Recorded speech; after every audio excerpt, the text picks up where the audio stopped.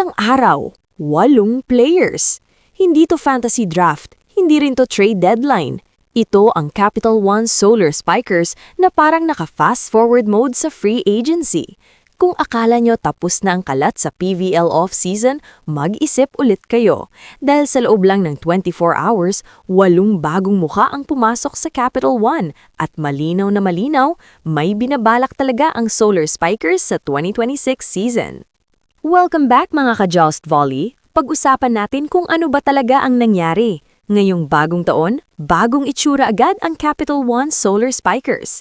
Sa isang bagsakan, inanunsyo nila ang 4 pang bagong signings.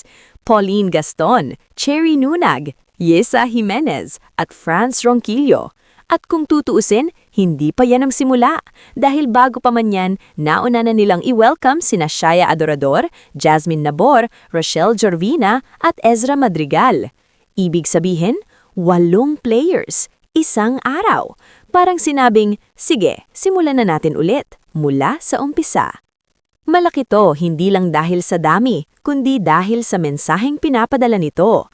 After 2 hindi consistent na season sa PVL, mukhang napagtatanto ng Capital One na hindi sapat ang konting retoke.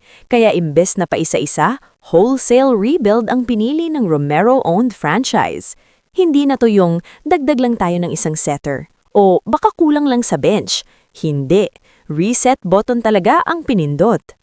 Kung titignan natin ang profile ng mga kinuha, makikita mo agad ang blueprint. Merong veteranong may karanasan, mas batang players na may upside, at mga pwedeng i-develop para sa mas malaking role. Halimbawa, si Pauline Gaston at Cherry Nunag, mga players na may experience at kayang magbigay ng stability, samantalang sina Yesa Jimenez at Franz Ronquillo, mga pangalan na pwedeng i-polish, i-mentor at palakihin ang impact. Hindi lang to pang ngayon, pang long-term build ang galawan.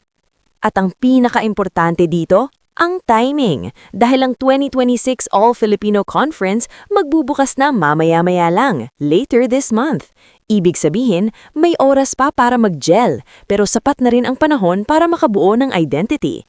Hindi pa sila tinatawag na title contenders, pero malinaw, hindi na sila basta-basta lang.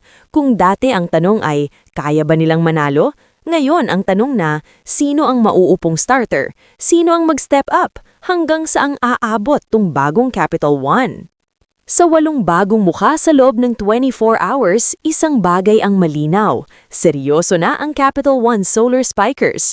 New year, new roster, new direction. Ngayon, ikaw, sa tingin mo tama ba ang rebuild ng Capital One? May sleeper pick ba dito na pwedeng mag-breakout sa 2026? I-comment nyo lang sa baba ang opinion nyo. At kung gusto nyo ng mas mabilis na PVL updates, subscribe na sa channel, like at share. Dahil dito, walang huli sa Volleyball Chika. Kita-kits sa next video! No, ay, hindi, no. Dito ako. You here. No, on fire! Lori.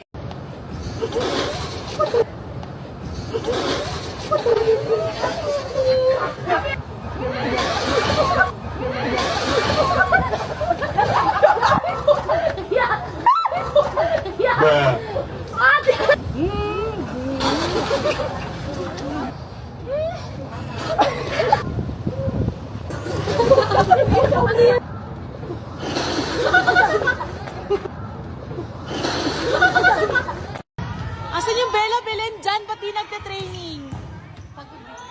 Attitude! Attitude talaga!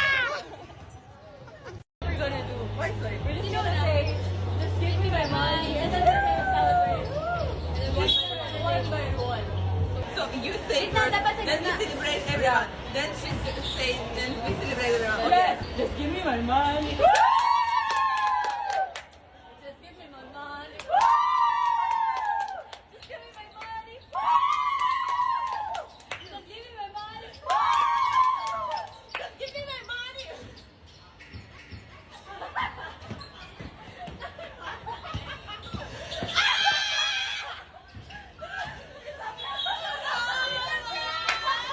Trend yung song. So parang ganito siya. Just give me my money.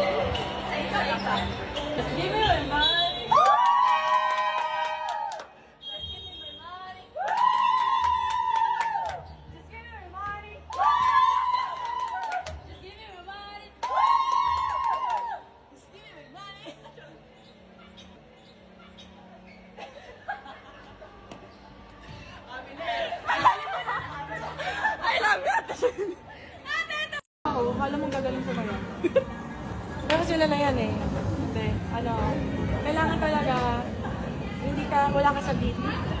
Pag sumasawa ka. Yan yung university nila.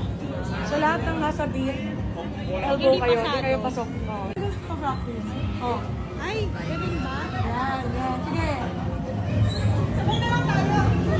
Mataas ng ratings ha.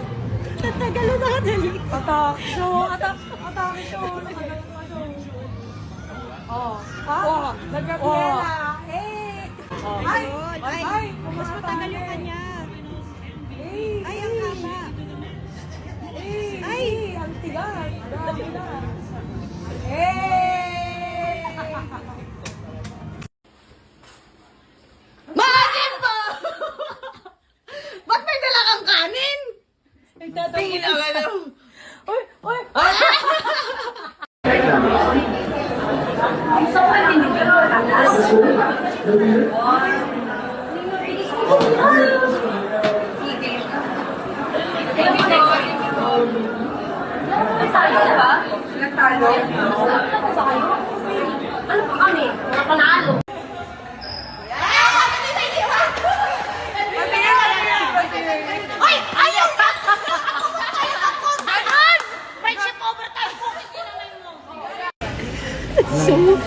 So snob. Wala, malungkot lang siya sa My isaw niya. God. Nagtatanong kung nasaan na kami pero hindi naman nag-reflect. Kumakain ng isaw.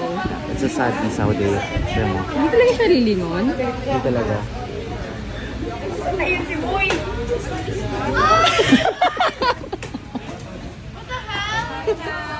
Next year? No. Oh, you have to convince me a bit harder than that. So pretty. But thank you so much. Congrats.